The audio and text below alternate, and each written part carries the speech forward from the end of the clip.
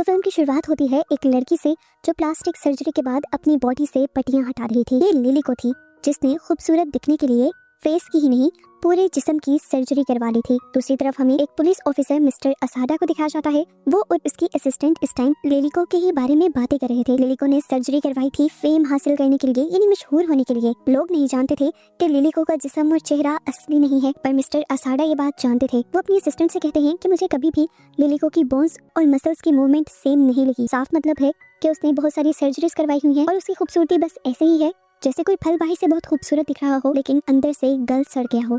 अगले सीन में हम लिलिको को एक प्रेस कॉन्फ्रेंस में देखते हैं। बहुत ज्यादा खुश नजर आ रही थी वो। यहाँ पर बहुत सारे बड़े बड़े टीवी चैनल्स उसकी न्यूज को कवर करने के लिए आए हुए थे क्योंकि लिलिको अपनी फर्स्ट फिल्म करने के लिए जा रही थी। खैर, इस प्रेस कॉन्फ्रेंस के बाद हमें लिलिको को उसके ड्रेसिंग रूम में दिखाया जाता है, उसके मेकअप आर्टिस्ट और उसकी असिस्टेंट के साथ। इतनी देर में यहाँ पर उसका फ्रेंड भी आ जाता है जिसके साथ वो काफी क्लोज हो जाती है। इसी वजह से असिस्टेंट और मेकअप आर्टिस्ट रूम से चले जाते हैं। इसी रात लिलिको अपने प्रोड्यूसर के साथ भी रहती है क्योंकि वो चाहती थी कि प्रोड्यूसर अपने डायरेक्टर से कहे कि लिलिको के साथ उन्हें एक और फिल्म बनानी है। उसके जाने के बाद लिलिको शीशे में अपना चेहरा देखकर खुश हो ही रही होती है कि उसे अपने सर पर एक काला धब्बा दिख जाता है। उसका ये स्कार यानी धब्बा उसके मेकअप आर्टिस्ट ने भी देखा था। दूसरी तरफ वो भी इस बारे में अपने प्रोड्यूसर से बात करता है। प्रोड्यूसर ये बताती है कि वो धब्बा लिलिको की सर्जरीज का साइड इफेक्ट है। ये सर्जरीज भी सारी प्रोड्यूसर ने ही करवाई थी ताकि उसके जरिए लिलिको खूबसूरत हो और लिलिको की खूबसूरती के जरिए उसकी कंपनी भी पैसा कमाए। इस बड़े राज को छुपाने के लिए प्रोड्यूसर मेकअप आर्टिस्ट को अपनी एक कीमती रिंग भी दे देती है, ये कहते हुए कि मैं जानती हूँ तुम इसका अच्छा ख्याल रखोगे।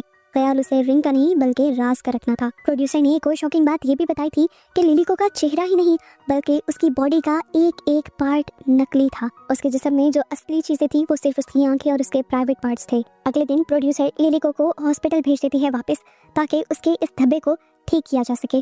जहाँ क्लिनिक में लिलिको नोटिस करती है कि और भी लड़कियां अपने ऊपर से कंट्रोल खोए हुए यहाँ पर आई थी क्योंकि सर्जरीज के साइड इफेक्ट में उनकी बॉडी और भी ज्यादा बदसूरत दिखने लगी थी और डॉक्टर्स उनको ठीक भी नहीं कर पा रहे थे। इससे पहले कि लिलिको उस लड़की से जाकर बात कर पाती, लिलिको को डॉक्टर्स अपने पास बुला लेते हैं। दूसरी तरफ हमें मिस्टर असाडा को दिखाया जाता है जो एक नगूमी नाम की लड़की के केस की इन्वेस्टिगेशन कर रहे थे जिसकी डेड बॉडी उसके फ्लैट से बुरी हालत में मिली थी। मिस्टर असाडा अपने कुलीग को बताते हैं कि उस लड़की का एक्स हस्बैंड भी उसी ब्यूटी क्लिनिक के लिए काम करता है जिसका केस हम पहले भी देख रहे हैं। ये क्लिनिक इलीगली इंसानों के ऑर्गन्स, बोन्स और स्किन का यूज करते हैं अपनी सर्जरीज में और ज्यादातर सर्जरीज ब्यूटी पर्पस के लिए होती हैं और इन सर्जरीज के लिए ये क्लिनिक बहुत ज्यादा पैसे चार्ज करते हैं। सिर्फ यही नहीं, इन सर्जरीज के बाद भी बॉडी को नॉर्मल रखने के लिए हर महीने लाखों की मेडिकेशन की जरूरत पड़ती है और अगर कोई अफोर्ड ना कर पाए तो उसको बहुत ही बुरे साइड इफेक्ट्स का सामना करना पड़ता है जिसकी वजह से कुछ लड़कियां तो अपनी जान भी ले लेती हैं, जिस तरह ये अंजाम हमें सामने नजर आ रहा है।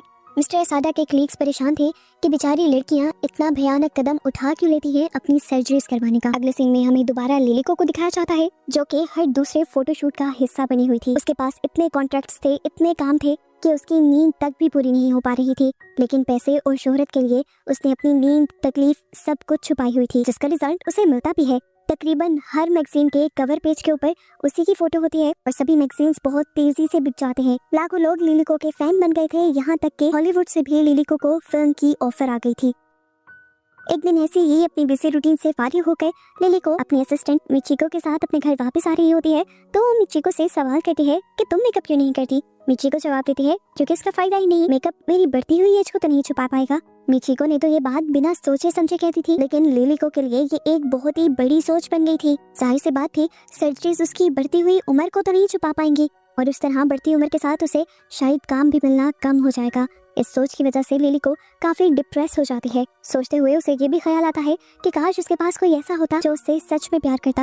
मिचिको उसे दिलासा देती है कि लाखों लोग आपको पसंद करते हैं, पर लिलिको कहती है कोई ऐसा नहीं है मेरे पास जो मुझसे प्यार करे बस। इन्हीं बातों को करते हुए वो इस टाइम मिरर के सामने बैठी हुई थी और जैसे ही वो अपने माथे से बाल हटाती है तो देखती है कि उसके सर पे बना हुआ निशान और भी ज्यादा गहरा हो चुका था। उसने जब अपना मेकअप साफ किया तो उसके मुंह पर और भी बहुत से निशान थे और ये देखकर वो रोने लग गई। उसे डर था कि अगर ये निशान या उसकी सच्चाई सबके सामने आ गई कि उसका चेहरा सर्जरी की वजह से खूबसूरत है तो लोग उससे नफरत करने लगेंगे। वो लाखों लोग जो उसे पसंद करते हैं वही सब उसके बारे में बातें बनाएंगे। अपने से गुस्से और दुख में वो मिचिको के साथ काफी ज्यादती भी कर जाती है। सुबह होते ही वो देखती है कि मिचिको उसके घर पर नहीं थी। उसे घर पर अपनी सिस्टर का कार्ड मिला था जो उसे बता रही थी कि वो भी इसी शहर में आई हुई है स्कूल ट्रिप के साथ और वो उससे मिलना चाहती है। लिली को फौरन उससे मिलने के लिए माँ चाहती है क्योंकि उसे भी अपनी फैमिली याद आ रही थी और वो सालों बाद अपनी बहन से मिल रही थी। लिली को की बहन उसे अपने बहुत सारे मसले बताती है कि कोई भी उसे पसंद नहीं करता, सब बुली करते हैं उसे। तो लिली को उसे भी सर्जरी करवाने का मशवरा देती है और साथ में ये भी कहती है कि सर्जरी का सारा खर्चा मैं खुद अफोर्ड कर लूंगी। यहाँ से फ्री होकर लिली को दोबारा जाती है अपने ब्यूटी क्लिनिक में क्योंकि पिछली रात उसने देख लिया था कि उसकी बॉडी पर और भी बहुत सारे निशान आ गए थे। डॉक्टर नोटिस करते हैं कि इस मर्तबा उसकी स्किन भी ढीली होने लगी थी और उसे भी टाइट करने की जरूरत थी। इसीलिए डॉक्टर एक और सर्जरी करने का डिसाइड करते हैं और ये सर्जरी का मुंह पर सिलाई कढ़ाई ज्यादा लग रही थी। लिली को के मुंह पे निशान बना दिए गए थे और लिली को बगैर एनेस्थीसिया दिए यानी बगैर सुन किए लिली को का ये ऑपरेशन हो रहा था। सुई के जरिए उसकी स्किन को टाइट किया जा रहा था और लिली को बहुत ज्यादा दर्द हो रहा था। डॉक्टर तब उससे कहते हैं कि ये दर्द तो तुम्हें सहना पड़ेगा लिली को, याद नहीं है इस दर्द से पहले कोई तुम्हें नहीं जानता था। इन सर्जरीज ने ही आज तुम्हारी पहचान बनाई है, जो तुम आज हो वो सब इन सर्जरीज की वजह से हो। ये सुनकर बेचारी लिली को कुछ नहीं कहती और इतना दर्द भरा एक और ट्रीटमेंट करवा लेती है और फौरन एक नए शो पर आ जाती है। इस टाइम मिस्टर असाडा भी उसका शो देख रहे थे। उसके बोलने के अंदाज से वो समझ जाते हैं कि लिली को अब दोबारा कुछ और करवा के आई है और अब वो अपनी असिस्टेंट से कहते हैं कि टाइम आ गया है कि लिली को भी एक्सपोज कर दिया जाए। जबकि दूसरी तरफ जब लिली को की प्रोड्यूसर को ये बात पता चलती है कि लिली को अपनी बहन को पैसे भेज रही है तो प्रोड्यूसर उसे समझाती है कि तुम ज्यादा पैसे अपने घर नहीं भेज सकती क्योंकि लिली को का जो ब्यूटी ट्रीटमेंट हो रहा है वो बहुत ही ज्यादा कॉस्टली है और आज के बाद से लिली को अपनी ब्यूटी ट्रीटमेंट के पैसे भी खुद ही लगाने थे क्योंकि प्रोड्यूसर्स और कंपनी को लिली को पर जितना पैसा लगाना था वो लगा चुके थे। और अब वो एक नई मॉडल को ले आए थे यहाँ पर जो लिली को से कहीं ज्यादा खूबसूरत थी और उसकी खूबसूरती नेचुरल भी थी, जिसकी वजह से आते ही वो हिट हो जाती है। जो फोटोशूट सारे पहले लिली को मिलते थे वो शूट्स भी आधे से ज्यादा नई मॉडल को मिलने लग जाते हैं। उसे बहुत सी एड्स मिल जाती हैं, मूवीज मिल जाती हैं और आधे से ज्यादा मैगजीन्स के कवर पेज पर लिली को की जगह वो आ जाती है और इन सारी चीजों से लिली को बेइंतहा डिप्रेस हो जाती है और अपने डिप्रेशन को कम करने के लिए ड्रग्स का सहारा लेती है। इसी सारे बुरे वक्त में उसे एक और बुरी खबर ये मिल जाती है कि उसका फ्रेंड उसे छोड़कर एक पॉलिटिशियन की बेटी के साथ एंगेजमेंट कर चुका था। ये सुनकर तो लिली को पूरी तरह टूट जाती है और वो लड़का बेशर्मी से उसे कह देता है, मेरी शादी तुम जैसी एक आम सी मॉडल से होना तुम्हारी खुशफहमी ही थी। लिली को अब गुस्से से पागल हो जाती है और इसके दिमाग में एक नई गेम चलने लग जाती है। इसीलिए वो अपनी असिस्टेंट मिचिको के घर खुद आती है, जहाँ कर वो देखती है कि इस टाइम मिचिको अपने हस्बैंड के साथ थी। वो शायद नहा कर निकला था। लिली को उसके करीब जाकर उससे किस की परमिशन लेते हुए उसे किस कर देती है और फिर उससे पूछती है कि क्या तुम मेरे करीब आओगी। वो लड़का पता नहीं क्यों ना नहीं कर पाया था, शायद इसी वजह से कि लिली को बहुत ज्यादा मशहूर थी।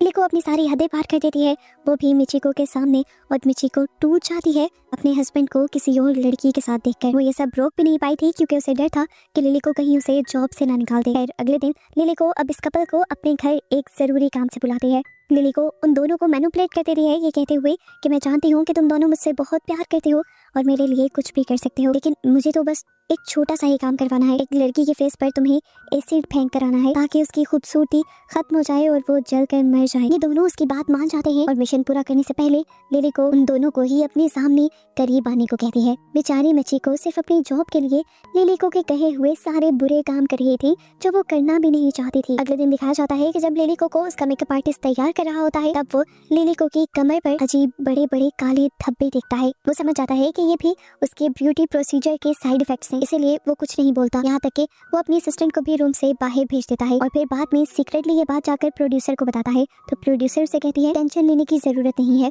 मुझे लग रहा है कि लिली को का ये इंडस्ट्री में आखिरी वक्त चल रहा है। दूसरी तरफ दिखाया जाता है कि मिचिको और उसके हस्बैंड ने भी उस पॉलिटिशियन की बेटी का मुंह जला दिया था एसिड से, जिससे लिली को के फ्रेंड की शादी होने वाली थी और ये करने के बाद मिचिको और उसके हस्बैंड बहुत ज्यादा रोते भी हैं। खैर ये सब होने से एक फायदा तो हो जाता है, लिली को का मकसद पूरा हो जाता है। लिली को का फ्रेंड उसके पास वापस आ जाता है। लिली को जब उससे सवाल करती है उसके फियांसी के बारे में तो सच बताने के बजाय वो लड़का कहता है कि मुझे तो पॉलिटिक्स में कभी इंटरेस्ट ही नहीं था, मुझे तो तुम्हारी तरह मशहूर बनना है। और इस तरह इन दोनों के फासले दोबारा कम हो जाते हैं। अगला दिन होता है और हमें दिखाया जाता है कि लिली को से मिलने के लिए मिस्टर असाडा आए थे। वो लिली को से कहते हैं कि लोगों को धोखे में रखना एक जुर्म है। लिली को कहते हैं मैंने किसको धोखे में रखा है। मिस्टर असाडा बिना हिचकिचाए कह देते हैं कि तुम्हारी ये जो ब्यूटी है ये नकली है और इसी से तुमने सबको धोखे में रखा हुआ है। जब तुम्हारी सच्चाई सबके सामने आएगी लोग तुम पर थूकेंगे भी नहीं।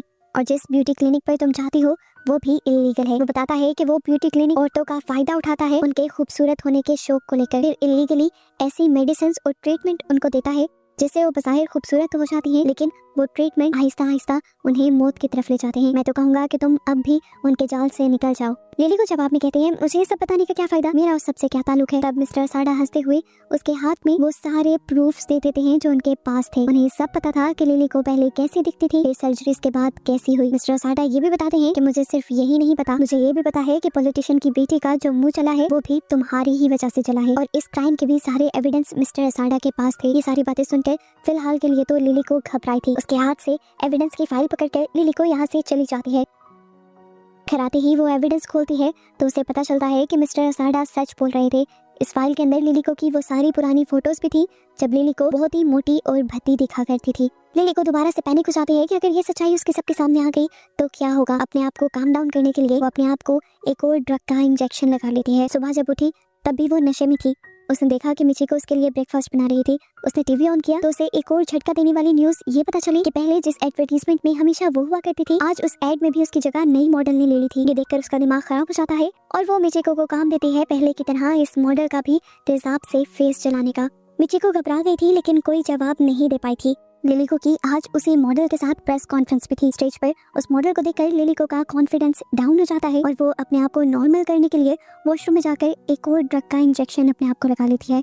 अब क्योंकि रात भी उसने ड्रग का यूज किया था और रात वाली ड्रग का असर खत्म होने से पहले ही उसने दोबारा भी अपने आप को ड्रग का इंजेक्शन लगा लिया था, तो अब उसके असर में उसे हेलुसिनेशंस होने लग जाते हैं। पूरे स्टेज पर उसे तितलियां उड़ती हुई दिखाई देती हैं जिसे वो पकड़ने की कोशिश में लग जाती है, अपने आप से कंट्रोल खो देती है, ऊट-पटांग की हरकतें करती है और ये सब देखते हुए प्रेस कॉन्फ्रेंस पूरी तरह तबाह हो जाती है। सारे लोग उसके इस एबनॉर्मल बिहेवियर की पिक्चर लेते हैं और अगले दिन के न्यूज़पेपर्स और मैगजीन्स उसकी इस अजीब हरकतों की खबरों से भर जाते हैं। दूसरी तरफ दिखाया जाता है कि जब मिचिको अपना प्लान पूरा करने गई थी, दूसरी मॉडल को मारने के लिए गई थी, तो उसने देखा कि दूसरी मॉडल भी बहुत ज्यादा उदास थी। वो मिचिको को बताती है कि हम जैसी मॉडल्स को सिर्फ मशीन के तौर पर इस्तेमाल किया जाता है। जब तक हमारा फेस होता है, हमारी जवानी होती है, हमसे पैसा कमाया जाता है और फिर हमें छोड़ दिया जाता है। उसकी बातें सुनकर मिचिको इमोशनल हो गई थी और अपना काम पूरा नहीं कर पाई थी। यहाँ अगली सुबह जब लिलिको की आंख खुलती है तो उसे बहुत ज्यादा सर में दर्द हो रहा था। वो वॉमिटिंग कर रही थी। मिचिको उसे संभालने के लिए आती है और वो गुस्से में मिचिको से पूछती है, क्या मेरा काम हुआ? मिचिको उसे बताती है कि मैं आपका काम नहीं कर पाई। ये सुनकर लिलिको इतनी ज्यादा गुस्से में आ जाती है कि मिचिको को थप्पड़ मार देती है और खुद अपने आप को काम डाउन करने के लिए अपने घर से बाहर निकल आती है।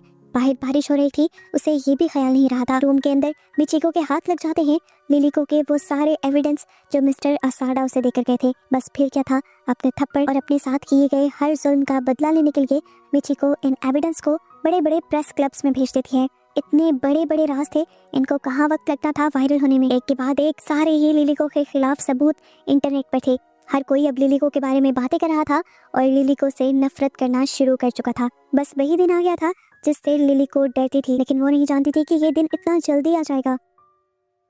इस टाइम लिलिको के घर के बाहर बहुत सारे न्यूज़ एंकर्स थे जो लिलिको से उसकी सर्जरीज के बारे में सवाल करना चाहते थे, पर लिलिको अपने घर का दरवाजा नहीं खोलती। जैसे जैसे उसका डिप्रेशन बढ़ रहा था, उसकी बॉडी पर मौजूद स्कार्स भी बहुत ज्यादा बढ़ने लगे थे। दूसरी तरफ हमें मिस्टर असाडा को दिखाया जाता है जिनको पुलिस वाले सस्पेंड कर देते हैं क्योंकि मिस्टर असाडा ने ब्यूटी क्लिनिक की इंफॉर्मेशन को लीक कर दिया था बिना किसी अथॉरिटी और परमिशन के, और ऐसा करके उन्होंने ब्यूटी क्लिनिक वालों को एक मौका दे दिया था अपने आप को कवर करने का।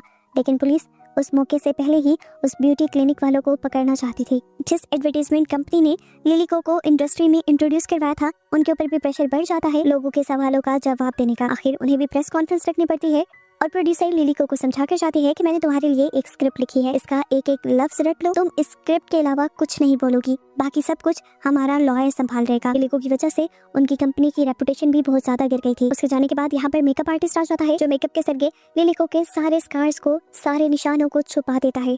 जिसके बाद अब लिलिको प्रेस कॉन्फ्रेंस के अंदर आ जाती है। लिलिको जानती थी कि कोई भी उसकी बात पे यकीन नहीं करेगा और ना ही कोई अब उसे पसंद करता है। अपनी इस प्रेस कॉन्फ्रेंस को हमेशा के लिए यादगार बनाने के लिए लिलिको अपने हाथ में एक चाकू लेकर आती है और सभी के सामने अपनी आंख के अंदर स्टैब कर देती है, और उसकी इस हरकत से उसका आखिरी मैगजीन भी काफी ज्यादा पॉपुलर जाता है।